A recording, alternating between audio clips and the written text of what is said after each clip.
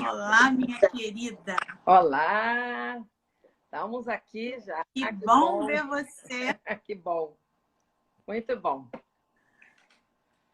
gente está começando agora e, como eu estava dizendo, Cristina, hoje a gente vai falar sobre um assunto mais leve, mais descontraído, assim, mais acho que leve é realmente a palavra, né? Assim, falo muito sobre violência doméstica, um assunto pesado que tem que ser falado, mas eu chamei hoje você, né? Te convidei para falar sobre sexo, um pouquinho.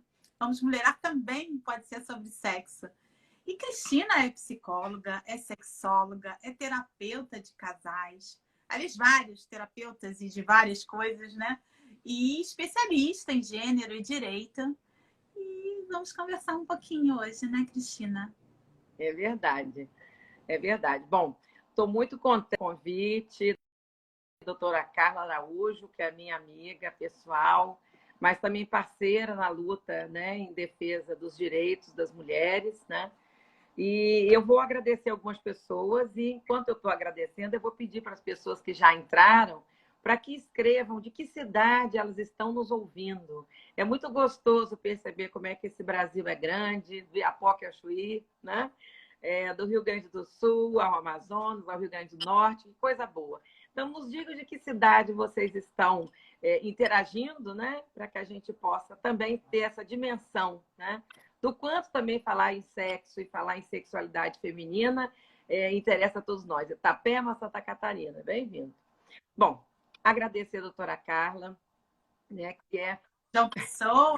que é procuradora do Ministério Público do Rio de Janeiro, essa parceria que começou exatamente na segunda turma, né, de Gênero e Direito, que a gente tem muita saudade, então já saudando todas as colegas que também foram dessa turma, né? É um curso que é organizado pela EMERGE, a Escola da Magistratura do Estado do Rio de Janeiro, coordenado pela juíza doutora Adriana Ramos de Mello, nossa grande amiga, e é um prazer também saudar as nossas pessoas também desse mesmo fórum. Quero também agradecer o apoio institucional da SBRASH, que é a Sociedade Brasileira de Estudo em Sexualidade Humana, né, que está nos apoiando, porque estamos falando de sexo. Sexualidade faz parte do universo feminino com a qual a doutora Carla trabalha e eu também, né? Também agradecer o apoio da ATF, Associação de Terapia de Família, uma das minhas casas institucionais. Tive o prazer de ser presidente em 2008, né, dessa associação, e da Abratef, que é a Associação Brasileira, saudando, então, todos os terapeutas de casal e família também que estão aqui conosco. Também agradecer a presença de alguns ex-alunos, ex-alunas e alunas atuais e alunos dos cursos de terapia de família, terapia sexual, algumas pessoas amigas, alguns pacientes, alguns parentes, enfim. É muito bom saber que vocês estão aqui. Eu realmente agradeço, porque entre tantas coisas que a gente tem disponível, né, a gente parar para ouvir o outro é muito bom.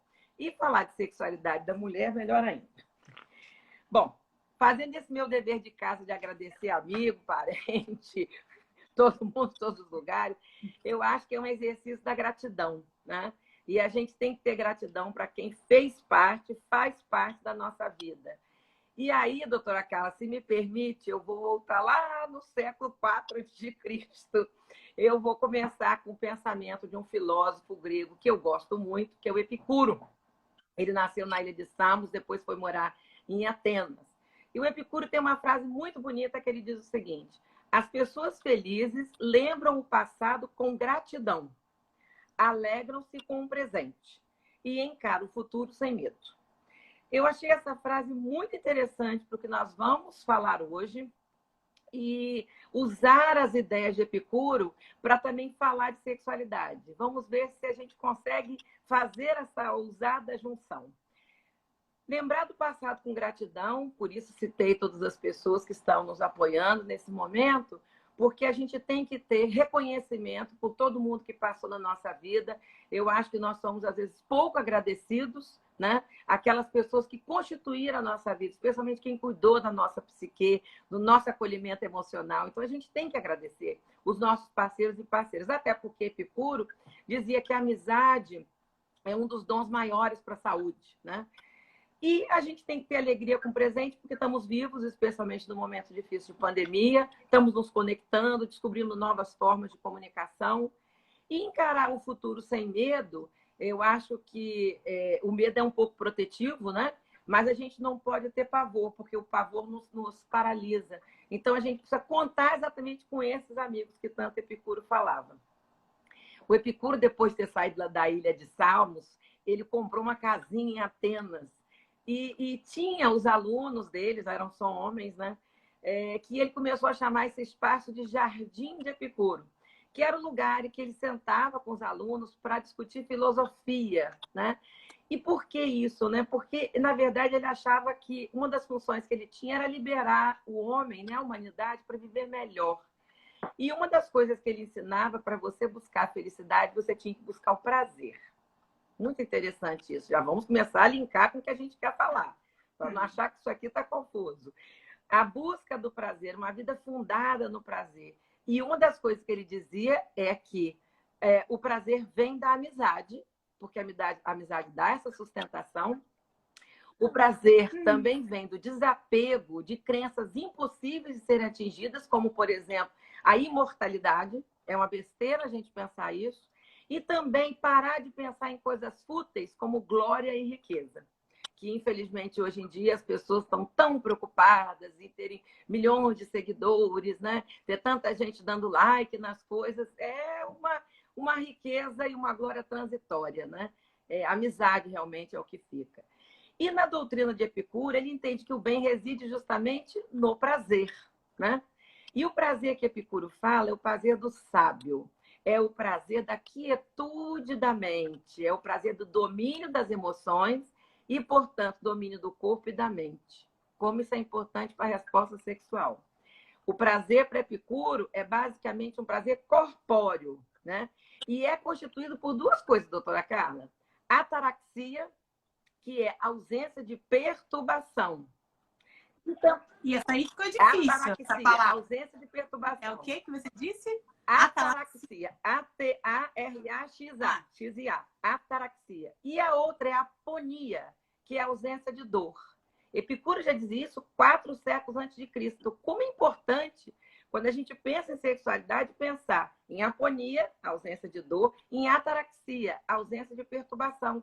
Porque uma mulher perturbada, angustiada, em conflito com a sua parceria, não consegue, vou usar o exemplo aqui, deitar na cama, mas pode ser na pia do banheiro, no chuveiro, onde cada um bem lhe aprouver e a coluna e as pernas der conta, não é?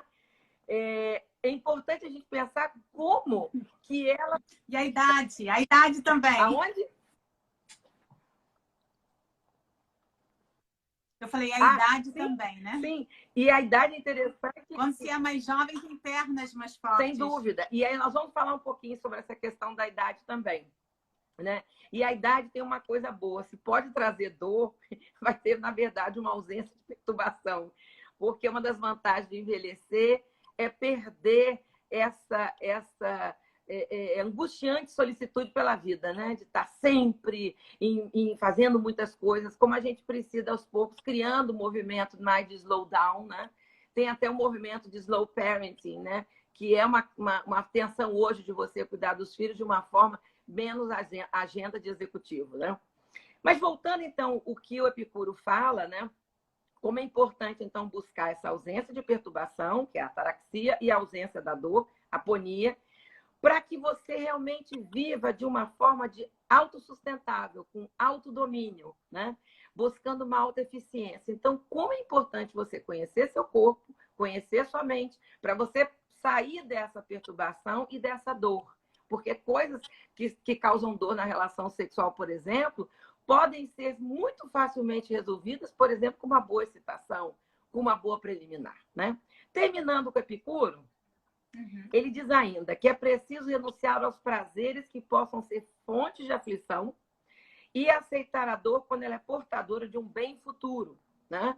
Tipo, uma separação pode ser dolorosa, mas pode ser um momento de uma reconstrução da sua individualidade para você seguir em frente, né? E fontes de aflição para a vida sexual, ela realmente é um grande fator impeditivo. Porque você precisa, no momento do sexo, se desligar, entrar em outra dimensão, que inclusive permite você desfrutar de cheiros, de odores, de prazeres, de posições que você, no seu dia a dia normal, você acharia inconcebível, né? E mais, para fechar o Epicuro, o que Epicuro mais fala? Que para escapar da dor, uma das maneiras é lembrar de prazeres passados. Olha, doutora Carla, que coisa bacana. Ou pensar em expectativa de prazeres futuros.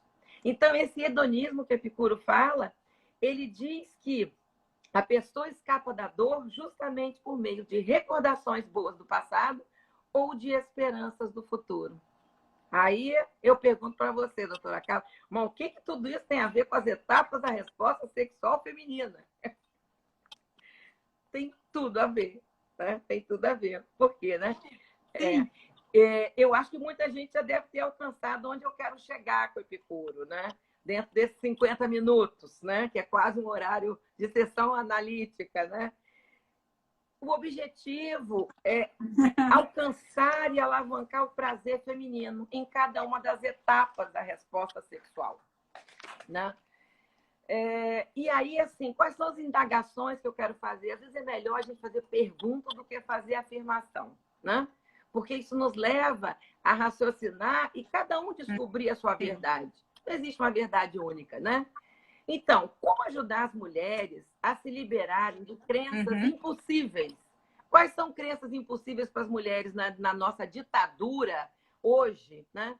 Ser magra, ser sempre jovem, estar sempre disponível para o sexo, estar sempre receptiva, ter que ter orgasmos múltiplos.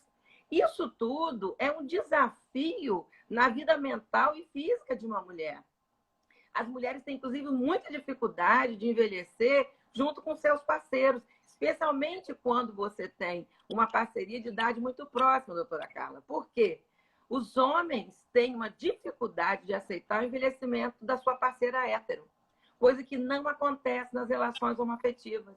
As parceiras homoafetivas envelhecem numa boa. Ninguém fica no pé de ninguém pegando porque tem uma celulite, uma gordurinha, alguma coisa a mais, né? Eu acho que os homens que estão nos ouvindo, e não são poucos, percebam que vocês também estão envelhecendo, não é? E que a gordurinha na cintura abdominal chega para todo mundo. A perda de cabelos também acontece para todos. A elasticidade da pele que vai se perdendo é junta. Então, que coisa boa. Vamos partilhar o que a gente tem em comum e mais, ficar feliz com o que se tem. Porque eu acho, doutora Carla, que a gente está sempre no momento psíquico errado. Nós nunca estamos no presente. Nós estamos sempre no passado, quando eu era jovem, bonita, quando eu era o garanhão, quando eu era isso e aquilo, ou no futuro. Porque quando eu fizer a minha plástica, ou quando eu me aposentar, ora, o passado não existe mais, o futuro ainda vai estar para ser construído. E nós, com a Covid no nosso pé, nem sabemos se vamos chegar lá, não é? Então, o que nós temos? Nós temos hoje o presente. E como é que a gente faz para se trazer assim, se trazer para o presente? Não só o presente, digo, durante a relação sexual, que é muito importante, eu também acredito nisso, mas o presente para não ficar com um pé no passado e nem um pé no futuro. Você fica meio deprimido, meio ansioso, sem saber assim muito bem onde é que está. Como é que a gente se aterra, né? Eu acho a sua pergunta boa. Nós temos que viver numa eterna atenção dual, né? Eu acho que a gente tem que projetar coisas para o futuro, sim. O que nós vamos fazer quando acabar esse momento, né? Mas eu não posso esquecer que o meu momento é o aqui e agora, né? E é com quem eu escolhi para viver. E eu acho que uma das coisas que a pandemia trouxe, Carla, foi assim exatamente aquela questão de você olhar com quem você está passando a quarentena, com quem você está quarentenando, né? Meu Deus, mas será que eu aguento mais uma quarentena com essa pessoa? Então, hoje, ao escolher a parceria, né? É muito importante pensar assim, e se tiver uma segunda onda, eu vou dar conta de estar com essa pessoa, né? Então, essa é uma dúvida. Mas mais dúvidas, vamos lá. Como entender esse bem maior, que o Epicuro chama de amizade, né? Que trazida para o contexto da sexualidade, nós poderíamos pensar em relação à parceria, né? É uma parceria que tem que ser como? Uma parceria da amorosidade, do acolhimento, da partilha dos afetos, e não uma parceria daquele tema que a gente estuda tanto, Carla, das relações abusivas, das relações agressivas, das relações violentas, né? Que não liberam a prática da liberdade da mulher, como se a mulher não pudesse romper uma relação. Então, assim, para um bom sexo, claro que se você tiver uma relação afetiva forte, uma relação afetiva de cumplicidade, de parceria, de compromisso, esse prazer vem com muito mais facilidade, porque você se sente acolhida com o que você tem, né? Outra pergunta. E o domínio das emoções que o Epicuro fala? O domínio de si mesmo, da autossuficiência como recurso para encontrar a plenitude do prazer. Compreendendo que conhecer as etapas da resposta sexual feminina é uma forma, sem dúvida, de você ter mais segurança de entrar nesse jogo sexual, né?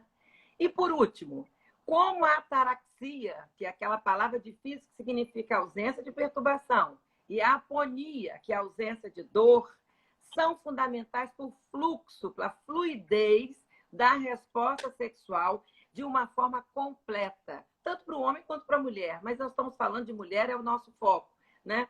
Como que a gente sabe que a dor e o medo, por exemplo, atrapalham demais quadros que a gente descreve na síndrome de dor, que é o vaginismo, que se classifica de várias formas, e a dificuldade da dor na penetração pela dispareunia, né? Como que a gente lida com isso? Então, é importante tirar o medo, que é o grande fator que acaba gerando esses quadros, mas também para tirar a dor da relação.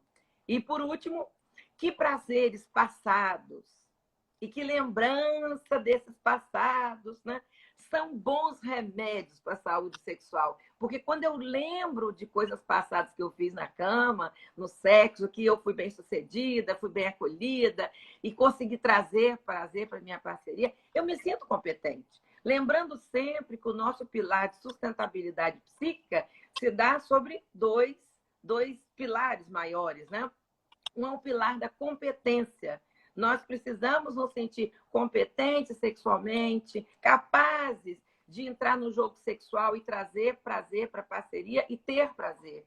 Mas o outro pilar, que é o pilar da amorosidade, eu também preciso me sentir amado, amada, querida, desejada. Então, quando eu me lembro do passado, que eu já vivi isso em algum momento, eu posso criar para mim uma crença positiva. Eu sou capaz de viver isso de novo, porque eu já fui capaz de viver. Tudo que a gente já fez, infelizmente, de bom e de ruim também, né? A gente pode repetir. Então, é bom quando ele fala disso. Mas, em compensação, doutora Carla, quando a gente pensa nas mazelas e dores do passado, bem como ficar nessa remembrança de traumas, como isso pode ser um entrave para a nossa vida sexual. As crenças negativas, eu não consigo ter orgasmo, eu não consigo dar prazer, elas são extremamente destrutivas para a mulher. Ou eu não sou mais atraente, eu não sou uma pessoa interessante, né? Na verdade, todos nós somos interessantes. É importante a gente entender que cada um de nós é uma síntese única, não é? E aí, na hora que você se mostra na relação, não é só seu corpo que está ali, é a sua história emocional toda, é a sua psique, é o seu jeito de encarar a vida. Como é importante a gente valorizar isso, né? E por último, que esperanças e expectativas de prazeres futuros podem ser a chave da redenção de mulheres. E aí, Carla, minha parceirona aqui, né? Na luta de violência doméstica, especialmente para as mulheres sofridas e traumatizadas, né? Nas suas histórias de família de origem, por ofensa sexual na infância e na adolescência, e nas suas histórias de famílias nucleares, com as parcerias que essa pessoa constituiu e que podem ter sido muito danosas, né? Eu preciso, a despeito disso, ter fé no futuro, ter capacidade de ressignificar, não é? E fica claro, então, por que eu tive a ousadia de trazer o Epicuro para falar de resposta sexual feminina. Por todas essas razões. Então, assim, já que eu já falei da filosofia, agora eu posso falar da parte técnica, porque eu não ouso falar de parte técnica sem falar de poesia, né? Eu acho que nesses tempos de pandemia, é a arte em geral, é a fé, é a poesia, é a literatura, é a filosofia que vão trazer redenção para a nossa mente, porque o nosso dia a dia está muito, muito, muito difícil e está desgastando o nosso tecido emocional, a nossa tessitura de vida psíquica. Nós precisamos urgente recuperar o nosso equilíbrio psíquico, não é? Contemos uns com os outros, umas com as outras, porque é nessa amizade que fala Epicuro que a gente tem a salvação. Bom, então vamos começar vou pular do século IV a.C. para o século XVIII. Então, um viajandão, linha do tempo, assim, entramos na máquina do tempo. Como é que era no século XVIII? Caramba, que situação delicada. A sexualidade feminina não existia, né? Como é que a mulher era vista, né? A gente tem o Thomas Laqueur, que foi, inclusive, um dos teóricos que a Judith Butler usou bastante para fazer a teoria dela de gênero, né? Ele mostra que a medicina ocidental do século XVIII sabia, sim, que tinha homem e mulher, mas ele não considerava a mulher. A mulher era vista como um homem invertido, né? Nem era como depois ficou conhecidos, né, as pessoas transgênero. Não, a mulher não se podia, apesar de ter esse corpo bipolar do homem e da mulher, mas o padrão de corpo era o corpo masculino. A mulher era um ser inferior porque era um ser invertido. E por que ela era um ser invertido? Porque tudo que o homem tinha, ela tinha também, só que para dentro. E é interessante porque realmente o início do tecido embrionário, quando o feto ainda está se desenvolvendo, né? Realmente, o mesmo tecido pode dar origem a uma vagina ou um pênis, né? O mesmo tecido vai dar origem às gônadas masculinas ou femininas. Só que na cabeça deles, eles não viam como uma diferenciação, eles viam como uma gradação. O homem tem um corpo mais quente, mais forte, portanto, toda a sua evolução se concluiu e a mulher ficou com tudo para dentro. Então, eles achavam que o homem tinha o escroto, a bolsa escrotal, né, que é uma coisa redonda, que abarca alguma coisa dentro, e a mulher tinha o útero. O homem tinha um testículo, a semente, e a mulher tinha os ovários, né? O homem tinha um pênis, um canal para fora, a mulher tem a vagina, um canal para dentro. E o homem tem prepúcio, aquelas peles, e a mulher tem a vulva. Nós somos mulheres inferiores, seres inferiores por conta disso. Nossa, então, assim, falar de sexualidade feminina, essa live nossa, é impensável, doutora Carla. Se a gente voltasse ao século XVIII, iam banir a gente. Vocês estão falando de quê? Vocês são inferiores e invertidas, né? Precisou chegar no 1954, quando o Alfred Kinsey publicou estudos sobre a sexualidade do homem e da mulher nos Estados Unidos, né? E o segundo livro dele, primeiro, obviamente, ele falou dos homens, Sexual Behavior in the Human Male, né? A resposta, o comportamento sexual do homem, e depois ele fez um livro sobre o comportamento sexual da mulher. No ano seguinte, 1954, na Universidade de Washington, um casal começou a se interessar por essa temática e é o casal mais famoso na história da sexualidade, porque foi um precursor, né, que foi o casal Master e Johnson, né, na Universidade de Washington. E eles, então, resolveram aprofundar aquilo que o Kinsey escreveu. Ele fez realmente um estudo muito grande, fez um grande questionário, né? E o Master e Johnson, o William Master era um ginecologista, a Virginia Johnson era uma psicóloga, né? Eles, então, confirmaram várias das questões que o Kinsey trouxe e trouxeram algumas descobertas bem interessantes. Uma delas interessa aos homens, né? Por exemplo, que o tamanho do pênis não tem nenhuma relação com o desempenho sexual. Em outras palavras, um pênis pequeno pode dar tanto prazer quanto um pênis grande. Tudo vai depender do ajuste, né? De como é que essas coisas acontecem. Tamanho realmente não é documento. Eu acho que esse encaixe e a posição, cada um vai buscar na sua parceria, né? Outra coisa que eles descobriram que foi fundamental foi que não existe orgasmo vaginal em oposição ao orgasmo clitoriano. Orgasmo é orgasmo. Porque, na verdade, o orgasmo acontece no cérebro. Nós temos um orgasmo cerebral, né? Porque é no centro de recompensa que tem essa descarga maravilhosa. Ora, se eu vou fazer essa descarga através de estimulação manual no clitóris, estimulação de fricção na vagina, estimulação de fantasia, estimulação anal, estimulação oral, estimulação de orgasmo evocativo, onde você pode, em até 72 horas, depois de um grande orgasmo, ter as mesmas sensações, não importa. O lugar de você sentir esse orgasmo é no seu cérebro. Então, na hora que ele fala isso, ele mostrou, infelizmente, uma divisão sustentada na teoria freudiana, que foi o grande furo do Freud, né? ele ter dito que a mulher que tinha orgasmo clitoriano era uma mulher mais infantil e que a mulher mais madura teria orgasmo vaginal. Na verdade, não importa onde é que você vai, de onde vai partir o seu orgasmo, importa que você tenha como uma busca tranquila, não uma busca neurótica, porque eu também posso ser feliz sem ter orgasmo, né? Claro que toda mulher gostaria de experimentar, mas isso não pode ser um fator que me estresse tanto na relação a ponto de eu ficar focada nisso. É um resultado, né? Bom, aí Marston e Johnson, já entrando na resposta sexual feminina, foram os primeiros que preconizaram. O grande problema do Marston e Johnson é que eles fizeram uma que a gente chama de modelo linear de resposta sexual exatamente igual para homens e mulheres, né? E qual foi esse modelo?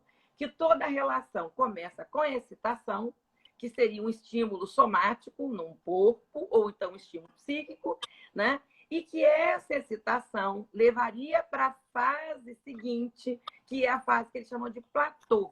Só que a subida para esse platô, para a mulher é um pouco mais inclinada, do homem ele faz alguns estágios diferenciados, né?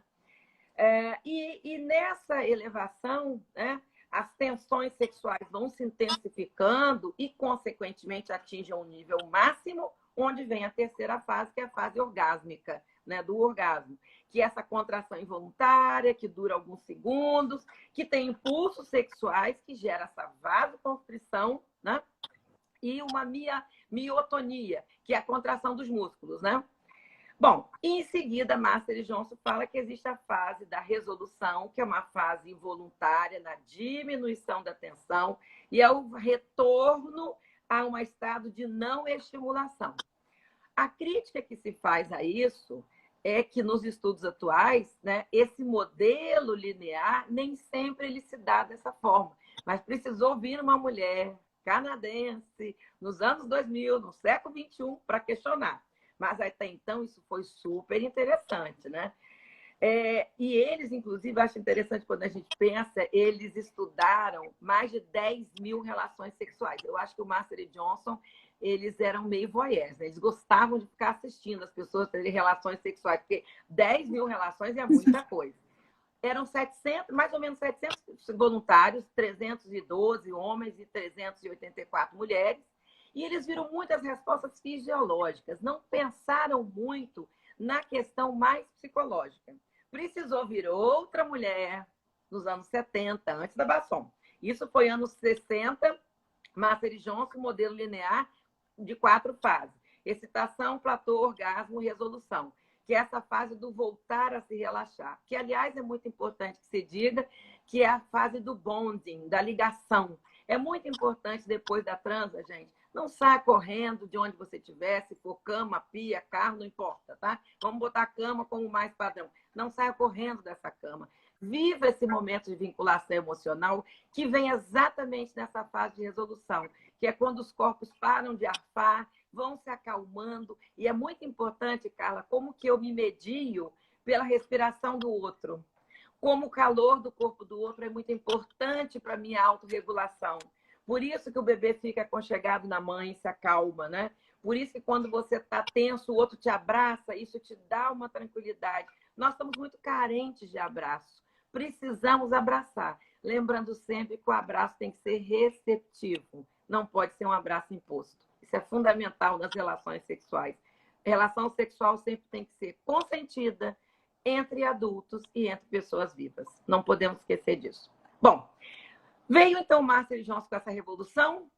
Mais dos anos 70, apareceu uma terapeuta muito boa, maravilhosa, Helen Kaplan, e disse, mas vem cá, onde está a parte do desejo? Eu já entro na excitação e o desejo, né?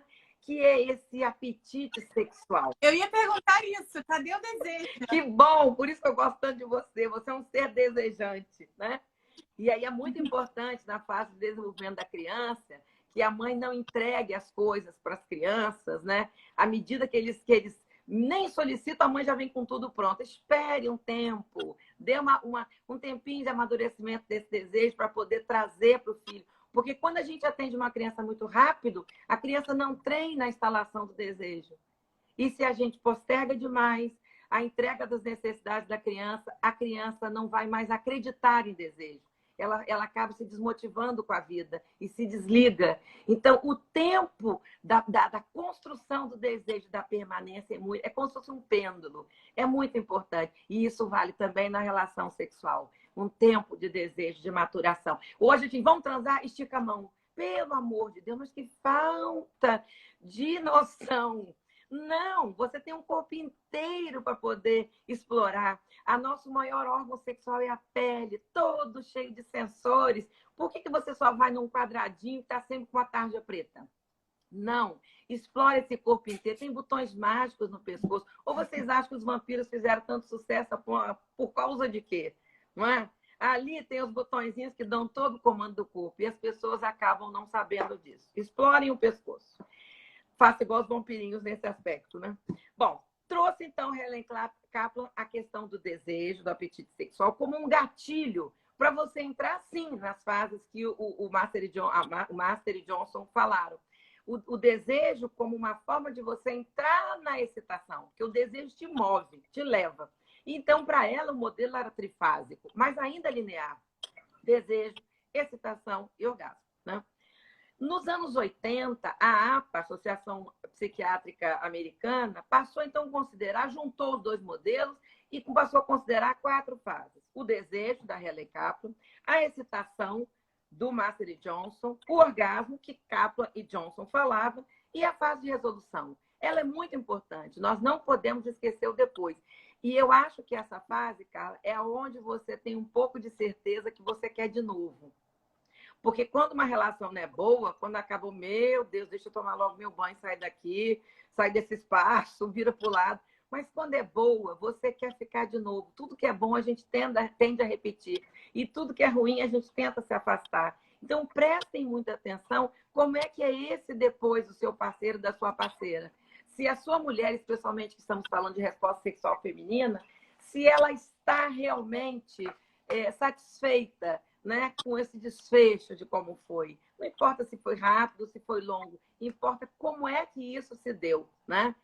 Tentar entrar realmente percebendo o desejo e o anseio do outro e da outra, né? Bom, esse modelo linear foi muito importante, orientou as classificações psiquiátricas, inclusive do DSM, que é um manual muito usado no mundo inteiro. Mas aí veio a nossa maravilhosa Rosemary Basson, em 2001, uma canadense. E ela veio trazer uma nova proposta, não mais um modelo linear de desejo, excitação, orgasmo, resolução, mas um modelo circular.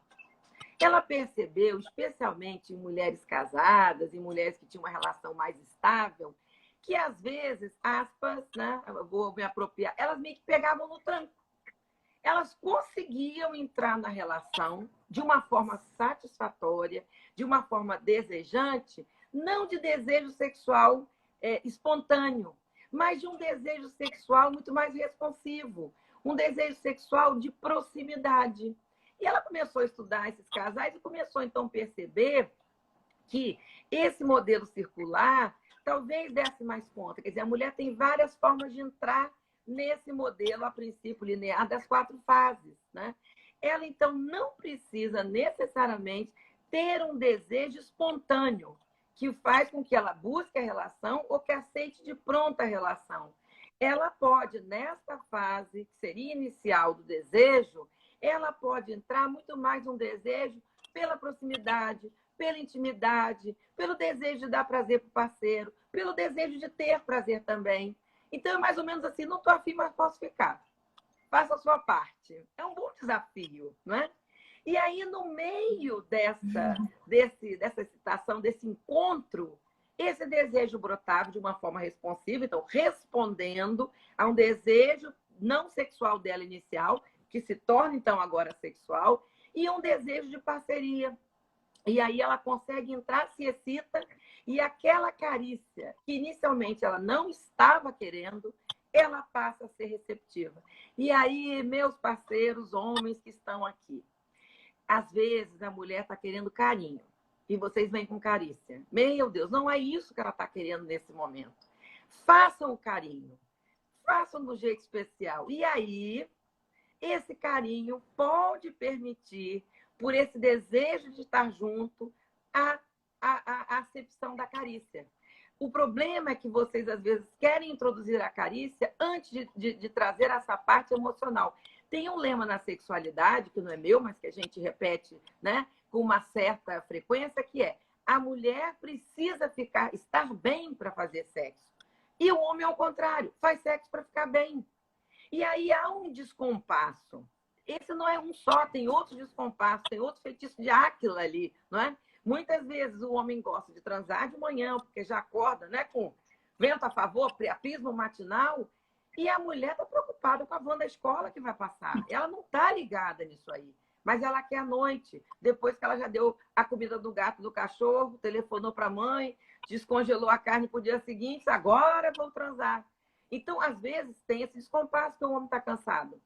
A produção, o pico de testosterona acontece 3 horas da manhã, da madrugada. Né? Então, por isso que ele acorda com vento a favor. Então, a gente tem que lidar com mudanças de horário, se é de manhã ou se é de tarde. Né? Nós temos essa dificuldade também de iniciar a prática sexual. Então, a mulher tem que estar se sentindo amada, se sentindo bem para começar. Ou não, ela pode simplesmente dizer: eu quero curtir um pouco, vou ver o que vai dar. Então, assim, invista. Mas não sejam apressados, não vá direto à genitália, não vá direto impondo carícias sexuais, que pode ser que não sejam bem recebidas, tá? Então, assim, é importante dizer que, segundo a Rosemary E pelo que você Basson... está falando, Cristina, deixa eu te fazer uma pergunta. Deixa eu te fazer, assim, pelo que você está falando, assim, é tudo muito emocional na mulher. Tudo se passa mais na cabeça do que quando a gente fala na resposta sexual. Num primeiro momento, quando você assim colocou esse tema, eu pensei, num primeiro momento, naquela resposta física, do toque. Mas antes disso, tem toda a parte emocional que a mulher tem que estar envolvida de alguma forma. É por aí? Você falou que é tudo na cabeça, né? Olha, eu acho que a gente não pode mais fazer essa separação cartesiana, né, de corpo e mente. Na verdade, a gente entra com o nosso corpo, ele é o receptáculo, né? Sensório de todas as nossas, dos nossos 5 sentidos, né? É aquilo que vai me permitir ouvir, visualizar, e isso é extremamente erótico, visualizar o corpo do outro, uma ambiência erótica aconchegante, o cheiro do parceiro e da parceira, né? O toque, né? Mas é claro que a emoção, ela realmente pode ser um grande fator que propicia as relações, mas ela também pode ser um fator de bloqueio, especialmente as crenças negativas. Por exemplo, uma mulher que acha que está acima do peso e às vezes o parceiro é extremamente cruel, você está gorda, né? Exibindo uma gordofobia exagerada, né? Sim, você pode estar acima do peso, isso não impede de uma ótima transa, não é? Não é isso que vai mudar. Eu acho que a gente tem que ter cuidado, sim, de manter um corpo relativamente dentro do peso, por conta até de sobrevida em situações de emergência. Até, por exemplo, hoje, quem tem Covid e está com sobrepeso tem menos chance de sobreviver de quem está com o corpo mais magro. Então, por uma questão de saúde, ok, mas não por uma questão de estética. Porque a estética, ela é ditada pelos ditames da moda da sua época. Quem já teve a chance de ir no Museu do Louvre, em Paris, e ver a Vênus de Milo, eu adoro a Vênus de Milo, ela tem barriguinha. Ela não é uma pessoa magérrima, né? Quando você olha as mulheres, né, pintadas na época medieval, são todas opulentas, né? O Dante era apaixonado pela Beatriz e ela já tinha 8 filhos, ela não era nada magra, né? Então, assim, essa questão de corpo, que às vezes as mulheres se preocupam muito, pode ser, sim, um fator que cause crenças negativas e impeça. Então, na verdade, não é só emoção e, na verdade, não é só corpo. Claro que a mulher pode ir para a transa sem estar apaixonada, pode ser um parceiro que ela conheceu na noite, está a fim de curtir a vida. Mas, assim, o que a Margarete Basson fala, ela fala mais das mulheres em parceria estável. E ela até cita, já que você fez uma pergunta muito bem-vinda, que sim, nas parcerias novas, quando você está iniciando uma relação, esse desejo espontâneo, que ela também chama de desejo, tem um outro nome que ela fala, além do espontâneo, né?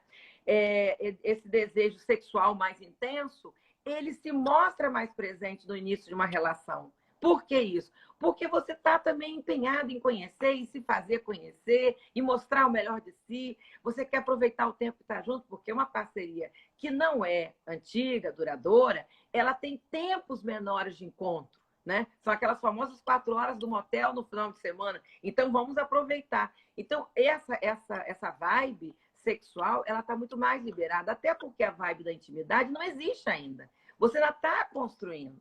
E esse é um dos problemas que a Esther Perel fala quando ela fala do desejo sexual, que o amor precisa, sim, da proximidade, do aconchego, mas o desejo precisa da distância, precisa de um tempo para que ele se instale. E esse é o grande desafio das parcerias que estão muito tempo juntas. É manter essa chama de interesse, manter a chama da afetividade, mas também do interesse sexual. Então, essas parcerias precisam ser muito mais criativas, né? Mudar o local dessa transa, sair um pouco desse quadrado do quarto e ir para outro espaço. Um toma iniciativa, outro toma, uso de brinquedinhos eróticos, enfim. Você poder versificar, por quê? Realmente, essa proximidade faz com que, inclusive, esse desejo fique mais amortecido, né? O que ela chama de desejo responsivo, né? Mas o que é importante dizer, o fato dele ser um desejo responsivo não quer dizer que ele não esteja lá. Ele está latente. É diferente de uma mulher que tem uma disfunção de desejo.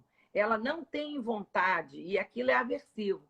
Essa mulher, né? O Luiz está falando do imaginário erótico. Sim, é o que o Epicuro fala quando eu falei no início, né? É aquelas imagens do passado, momentos bons. Quando você lembra de uma boa vivência, isso pode ser um ato. Então, uma das coisas que a gente usa muito em terapia sexual, inclusive, é a biblioterapia, que é leitura de livros eróticos, a visualização de filmes eróticos, e tudo isso ajuda a construção de fantasia.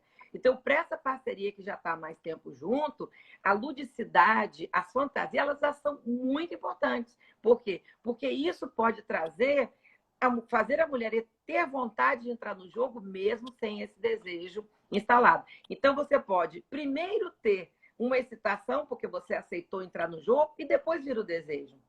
Você pode, inclusive, ter orgasmo e se excitar de novo. Na verdade, você tem várias entradas nesse modelo circular, né? Então, o que Basson fala, né, para a gente caminhar aqui e ver se tem alguma pergunta que possa responder, é que a mulher pode sair dessa neutralidade erótica, né, dessa neutralidade sexual e se tornar ativa.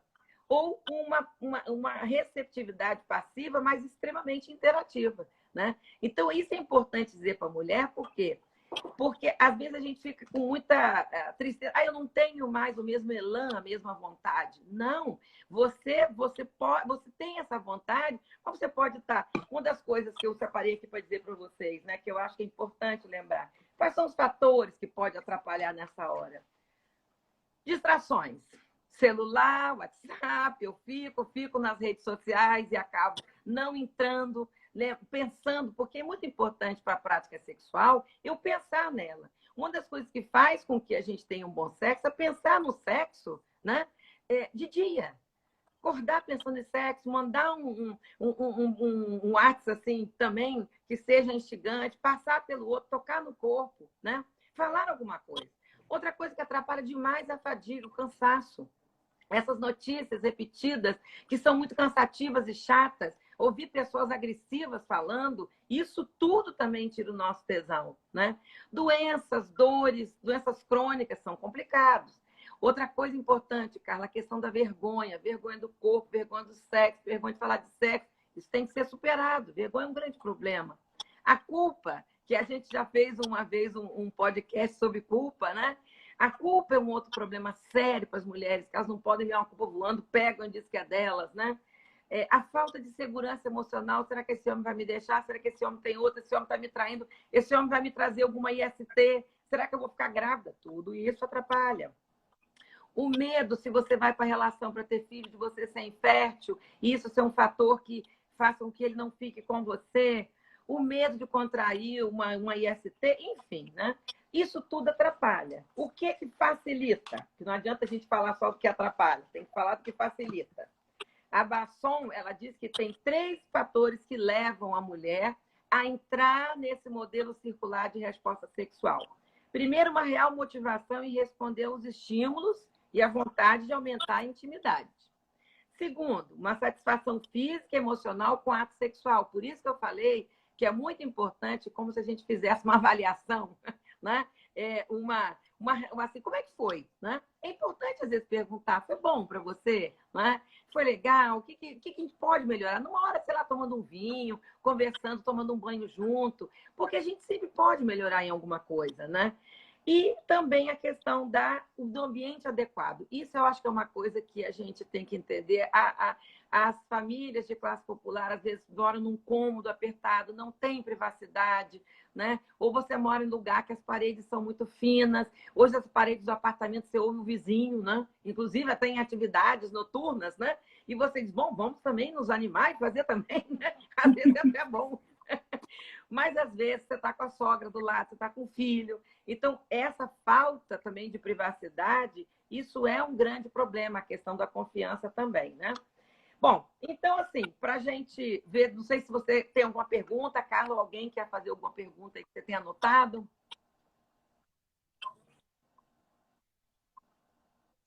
Tem uma pergunta, sim, lá atrás, enquanto eu procuro aqui, enquanto você estava falando, eu estava pensando nesse modelo circular e no que você disse que a mulher ela pode, assim, como você disse, né, pegar no tranco, né? Então a gente tem que ter tranquilidade, a gente tem que estar assim com essa receptiva de alguma forma.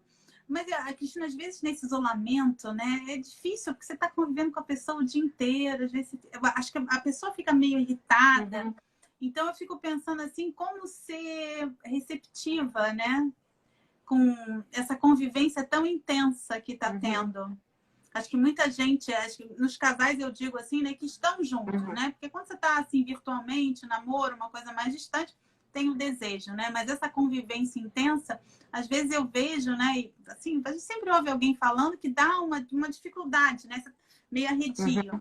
Como ser receptiva, assim? Enquanto isso, eu vou procurar aqui a pergunta. Eu quero fazer uma ressalva muito importante para quem está nos ouvindo. Nós que trabalhamos, você e eu, com violência sexual e com violência doméstica, muito cuidado com esse pegar no tranco. O pegar no tranco tem que ser consentido.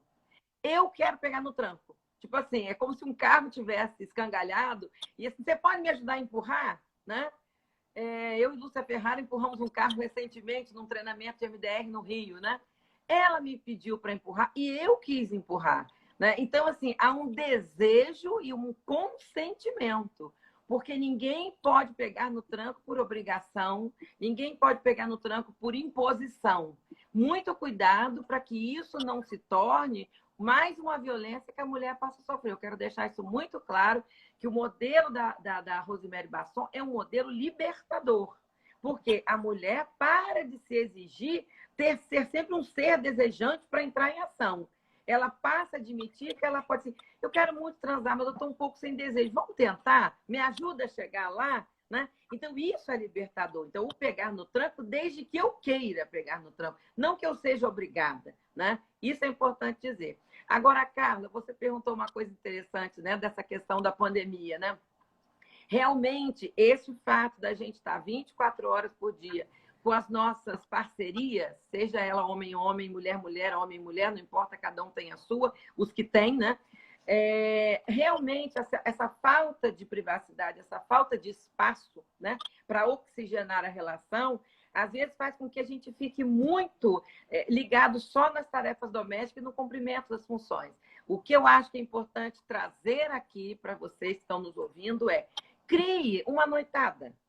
Hoje é o dia do sexo. Pelo menos um dia na semana. Eu acho que pelo menos não pode passar uma semana sem botar, como eu dizia na Rádio Globo, no programa que eu fazia, era papo com Cristina e sexo e coisa e tal, eu dizia o seguinte: sexta-feira é dia de botar em dia para sua garantia. Né? Que era sexta-feira o programa, né? Hoje é quinta. Então, assim, esse botar em dia é interessante, por quê? Por que a gente faz sexo?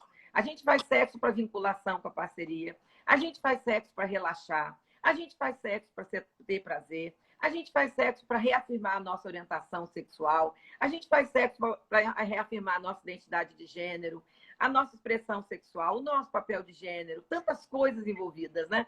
E a gente faz sexo que é gostoso, porque isso é uma brincadeira de gente grande, né? Então, para isso, se eu estou sentindo que o clima não está favorável a essa situação, mesmo sabendo que eu posso pegar no tranco com consentimento, né? Eu posso ajudar. Eu acho que, às vezes, a gente precisa... É igual quando você vai ao médico. Você tem que ajudar o médico. leva tudo anotado, né? Na terapia também tem uns pacientes bonitinhos que traz tudo anotado. Doutora, eu quero falar disso, disso, disso. Perfeito. Vamos lá. Qual é o mais importante? Isso. Então, vamos falar disso primeiro. O que está te angustiando mais? Vamos falar disso primeiro. Nós temos que ajudar. Então, assim, criar uma ambiência adequada, criar mais privacidade, ver um horário que é mais factível, acender uma vela, criar um clima, não é? Você pode fazer o banho-terapia, não é? Que é os dois, né? As duas pessoas irem para o chuveiro, um dá um banho no outro, depois passa um creme. É uma coisa. Fazer um banquete erótico, vedar os olhos, experimentar frutas, adivinhar o que tem em cada prato.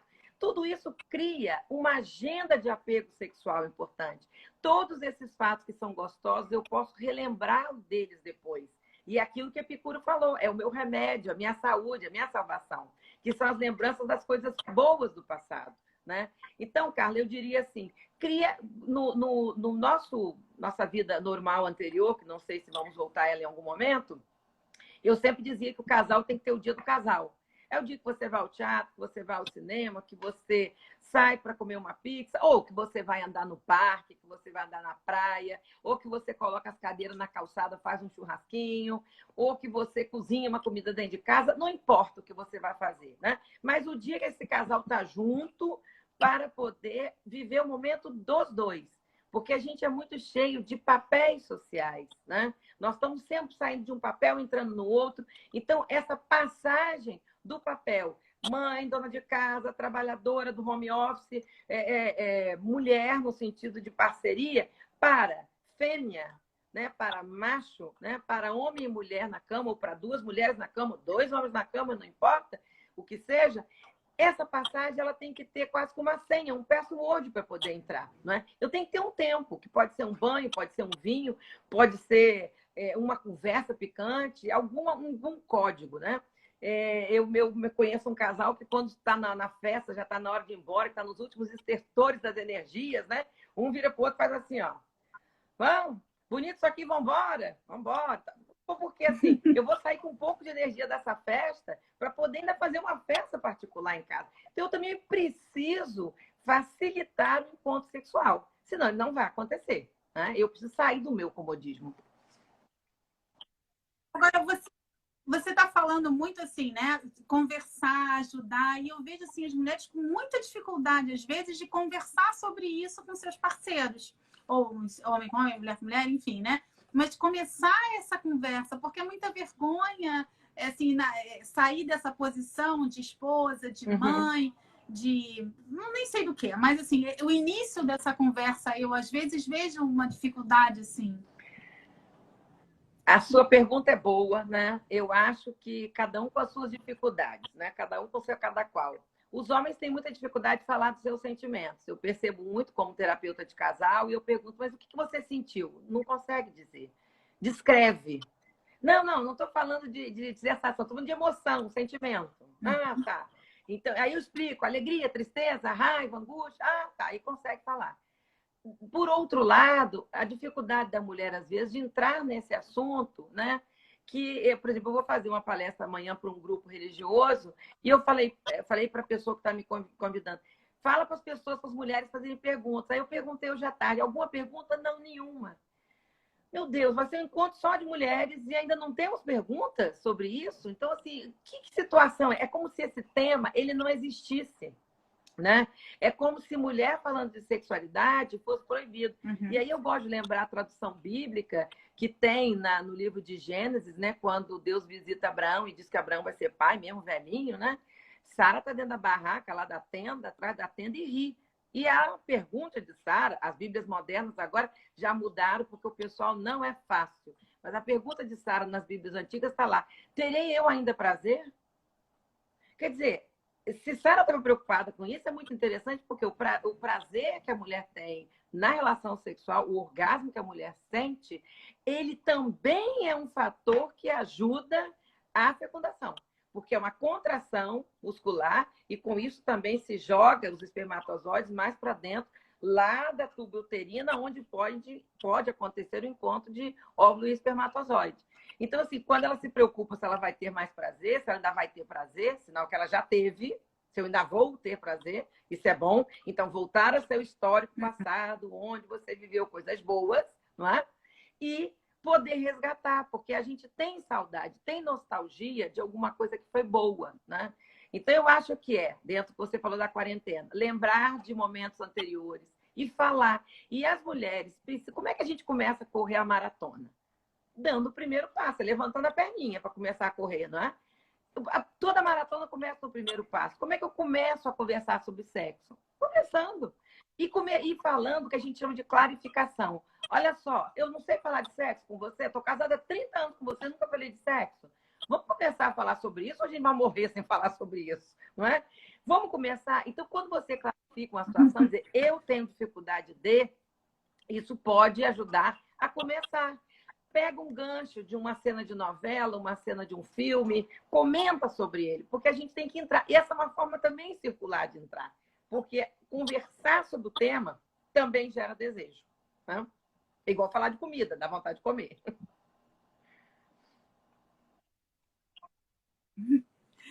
Cristina, a gente está chegando no finalzinho da live, né? E assim, eu concordo com você, eu acho que tem temas que são difíceis, né? Violência doméstica é um tema que é difícil, a gente tem que falar sobre isso. Sexo é um tema que muitas vezes ainda é tabu e a gente tem que conversar sobre isso, né? Tem que falar para a coisa se tornar mais natural, né? Não é mais normal, é mais natural, faz parte da vida, assim, da sexualidade da mulher, do homem, do casal. Assim, agradecer muito a você. Lá voltando para lá no iniciozinho, né? Você falou assim, agradecer as amizades, reconhecer. Você é uma grande parceira. Realmente a nossa pós de Direito e Gênero, conhecer você, conviver com você. E aqui já vi vários colegas nossos da pós que estão aqui assistindo a gente. Então, foi um convívio muito rico, né? Aquela pós da Emerge. E, assim, eu trouxe com ela a amizade que eu tenho, que é enorme por você, admiração pelo teu trabalho, pelo seu conhecimento. E muitas pessoas estão falando aqui, é isso, né? Ver você assim, assistir, ouvir você é sempre um prazer. É uma aula. Isso aqui não foi uma live, isso foi uma aula, assim, para a gente guardar, vai ficar salva. Teve gente que já me perguntou, vai ficar salva, não só, assim, para mim, né? Salva no Instagram, no IGTV, né? Mas salva, assim, como aquele carinho, né? Aquela coisa gostosa que a gente pode conviver um pouquinho aqui virtualmente, né? Então, muito obrigada. Querida, eu comecei com Epicuro e eu quero terminar com a Basson, que ela diz o seguinte: o esclarecimento dos limites normais da resposta sexual feminina pode levar a uma sensação de esperança e de normalidade, que pode, por si só, ser terapêutica para o casal que se achava disfuncional. Gente, fé, esperança, a crença de que tempos melhores virão, isso nos faz nos manter vivos, nos faz manter com a nossa psique em dia, né? Vou deixar o meu canal do Instagram também, que é @doutora Cristina Werner, onde a gente tem lá os convites para as outras lives. Quero agradecer ao Vamos Mulherar e a Carla, minha parceira, e dar um beijo enorme a todo mundo que nos acompanhou até agora e que vocês tenham hoje uma boa noite de sexo, prestando atenção nas etapas da resposta sexual da mulher e entrando não em linha reta, mas nessa circularidade maravilhosa. Vocês podem se surpreender. Grande beijo, até uma próxima. Tchau, gente. Obrigada, Cristina. Tchau.